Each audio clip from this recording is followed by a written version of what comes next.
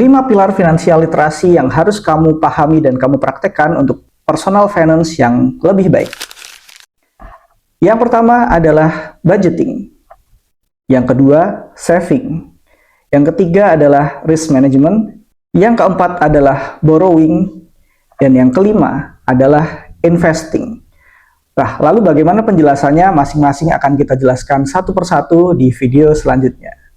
Ikuti terus channel ini biar kamu bisa dapat insight yang bermanfaat untuk hidupmu di masa depan.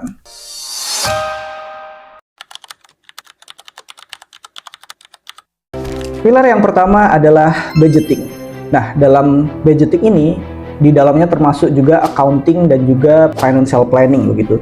Jadi, pertama adalah kamu harus membiasakan diri untuk mencatat segala bentuk pemasukan dan pengeluaran yang terjadi setiap hari yang kamu lakukan. Tujuannya untuk apa? Biar kamu bisa tahu sebenarnya uangmu itu pergi kemana, untuk kebutuhan apa aja, dan bisa tahu juga berapa sih banyaknya dana yang bisa kamu sisihkan untuk pengembangan diri ataupun untuk investasi. Nah, di sini juga ada saran untuk pembagian budgeting gitu, untuk perencanaan keuangannya. Pertama tadi pencatatan yang rapi, yang kedua adalah perencanaan. Nah, untuk perencanaan di sini juga ada saran. Ada yang memegang prinsip 50-30-20, yaitu 50% untuk kebutuhan, 30% untuk keinginan, dan 20% untuk investasi. Nah, tapi ini juga menyesuaikan dengan kebutuhan masing-masing dan juga pendapatan dan juga pengeluaran masing-masing. Intinya kamu harus tahu dulu kebutuhanmu seberapa, sehingga kamu bisa menyisihkan hal yang lebih bermanfaat untuk masa depan.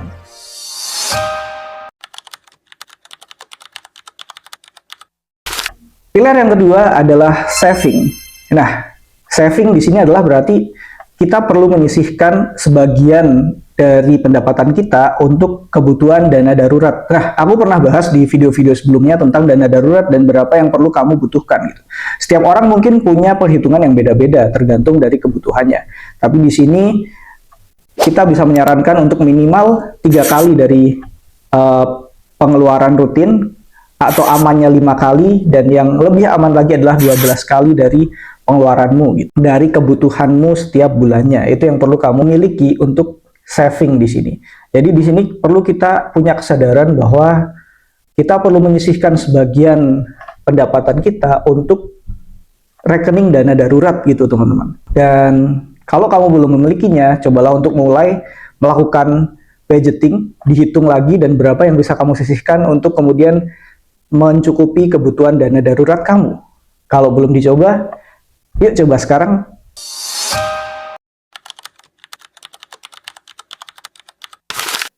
Pilar yang ketiga adalah risk management. Nah, kita harus sadar bahwa ada yang namanya kebutuhan darurat yang mendesak. Gak setiap saat tuh kita bisa menjamin bahwa hidup kita itu akan selalu baik-baik aja. Jadi di sini kita perlu merencanakan manajemen resiko. Dan di sini pentingnya untuk kita memiliki insurance atau memiliki asuransi, terutama asuransi kesehatan gitu, teman-teman. Yang kedua bisa juga asuransi properti atau asuransi yang lain tergantung kebutuhan kamu.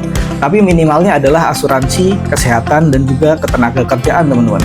Nah, di Indonesia sendiri kita udah ada lembaga yang meng-cover itu gitu, yang memfasilitasi asuransi kesehatan juga ketenagakerjaan, yaitu BPJS gitu, teman-teman. Nah, di risk management ini kita perlu sadar bahwa nggak setiap saat kita itu akan selalu baik-baik aja gitu. Tidak ada jaminan untuk itu, makanya kita perlu memanajemen resiko untuk ketika terjadi hal-hal yang tidak diinginkan, kita itu bisa tetap tenang dan kebutuhan ekonomi kita sehari-hari itu tidak begitu terganggu karena kita punya manajemen risiko yang baik.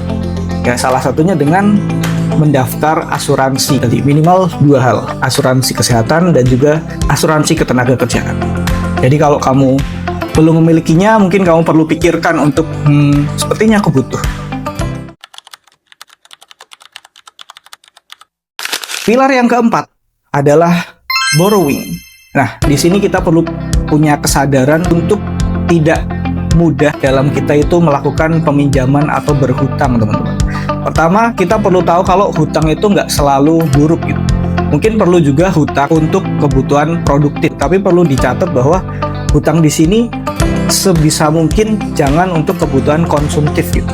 Sebisa mungkin kita jangan sampai berhutang untuk kebutuhan konsumtif kalau emang tidak benar-benar mendesak sekali gitu. Harus meminimalisir itu, apalagi hutang hanya untuk keinginan-keinginan gitu, hanya keinginan sesaat. Tapi kalau kamu mau berhutang, perlu memikirkan bagaimana strategi pelunasannya gitu. Kira-kira berapa persen sih yang kamu sisihkan untuk bisa melunasinya setiap bulannya ke depan. Jadi perlu diingat seperti itu. Jadi kalau untuk hal yang produktif, misalnya untuk pengembangan modal, untuk pengembangan bisnis, untuk menambah modal, itu boleh dilakukan, tapi tetap dengan perhitungan. Jadi harus dihitung kira-kira bisnismu itu bisa punya return berapa persen gitu.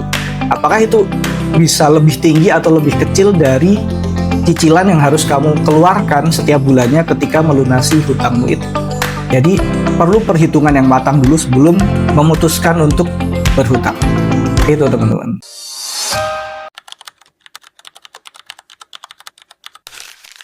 Pilar yang kelima adalah investing. Nah, jika kamu sudah benar dalam melakukan budgeting, setiap bulannya sudah kamu catat pengeluaran dan pemasukanmu, sehingga kamu tahu berapa banyak yang bisa kamu sisihkan untuk investasi, kemudian untuk dana darurat sudah terpenuhi, kemudian manajemen resiko juga sudah dikelola dengan baik, kemudian pengelolaan hutang juga sudah baik, dan yang terakhir adalah kamu perlu untuk bisa mengembangkan kekayaanmu gitu, melipat gandakan kekayaanmu. Nah, gimana caranya? Yaitu dengan investing, dengan investasi. Ada banyak cara untuk melakukan investasi, teman-teman, tergantung tujuanmu, apakah mau yang jangka panjang atau jangka pendek, atau seberapa toleransimu terhadap resiko yang terjadi gitu. Ada banyak cara, bisa lewat emas, obligasi, saham, ada juga cryptocurrency. Sekarang ada banyak banget cara untuk berinvestasi, teman-teman. Tapi untuk di sini kita bisa mulai dengan investasi di pasar modal gitu, teman-teman. Karena masih terbuka luas sekali investasi di pasar modal, terutama di Bursa Efek Indonesia. Karena kita baru 6% teman-teman dari seluruh penduduk Indonesia yang sudah berinvestasi di pasar modal. Mari kita tambah kuantitasnya dengan kamu masuk ke pasar modal.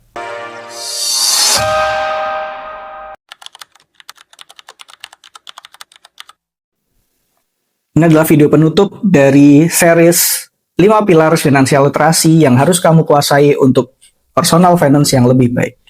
Nah, teman-teman, semoga dari sedikit penjelasan tadi bisa mematik dirimu untuk bisa lebih mencari tahu lagi, karena sekarang sumber finansial literasi juga sudah banyak, ada dari buku, dari banyak channel yang membahas, maka ikutilah itu semua untuk pengembangan diri gitu, teman-teman. Nah, dari sedikit hal yang tadi sudah saya bagikan, semoga itu bisa menambah insight-mu untuk mengelola keuangan pribadimu secara lebih baik lagi, untuk mengelola finansial pribadimu dengan lebih baik gitu, teman-teman. Sehingga di masa yang akan datang, di hari tua, kita bisa hidup lebih sejahtera gitu, teman-teman. Dan gak hanya untuk diri kita, tapi juga untuk anak cucu kita. So, jangan berhenti belajar, dan yuk belajar lagi.